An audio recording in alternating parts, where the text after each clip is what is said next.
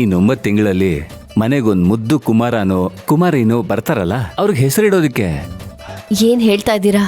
ಬಂಗಾರಿ, ಇರೋದೇನೆ ಅಲ್ವಾ ಹೇಳ್ತಾ ಇರೋದು. ಇನ್ನು 9 ತಿಂಗಳಲ್ಲಿ ನಮ್ಮ ಮಗು ಬರುತ್ತೆ. ಅಯ್ಯೋ,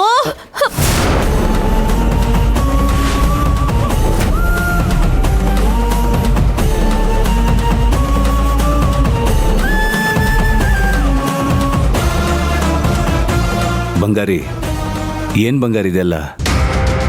ಆ ಜ್ಯೋತಿ ನಮ್ಮಣ್ಣನ ಮೇಲೆ ಕೈ ಮಾಡಿ ಅವಮಾನ ಮಾಡಿ ನಮ್ಮಣ್ಣ ಬೇಜಾರಲ್ಲಿರ್ಬೇಕಾದ್ರೆ ನಾನು ಇದನ್ನೆಲ್ಲ ನೋಡಿ ಸಂತೋಷ ಪಡ್ಲಾ? ಮಗುಗ್ ನಾಮಕರಣ ಮಾಡ್ಲಾ?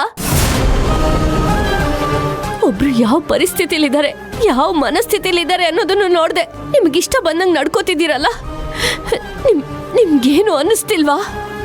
ಯಾರು ಹೇಗಾದ್ರೂ ಹಾಳಾಗೋಗ್ಲಿ, ನೀವು ಖುಷಿಯಾಗಿದ್ರೆ ಸಾಕಲ್ವಾ? ಬಂಗಾರಿ, ಯಾಕೆ ಹೀಗೆಲ್ಲ ಮಾತಾಡ್ತಾ ಇದೀಯಾ? ಈಗಂಥದ್ದು ನಾನೇನ್ ಮಾಡ್ದೆ? ಅವರಿಬ್ರು ಜಗಳ ಮಾಡ್ಕೊಂಡ್ರು ಅಂತ ನಾವಿಬ್ರು ಜಗಳ ಮಾಡ್ಕೊಂಡಿರಕ್ಕಾಗತ್ತಾ? ನಾವಿಬ್ರು ಸಂತೋಷವಾಗಿರ್ಬೇಕು ಅಂತ ನಿಮ್ಮ ಅಣ್ಣನೇ ಹೇಳ್ದ. ಹಾಗಂತ ನಿಮ್ ಲೋಕದಲ್ಲಿ ತೇಲಾಡ್ಕೊಂಡು ಬೇರೆ ಲೋಕದಲ್ಲಿರೋರ್ನ ನಿಮ್ ಲೋಕದಲ್ಲಿ ತೇಲಾಡ್ಬೇಕು ಅಂತ ಆಸೆ ಪಡೋದ್ ತಪ್ಪಲ್ವಾ?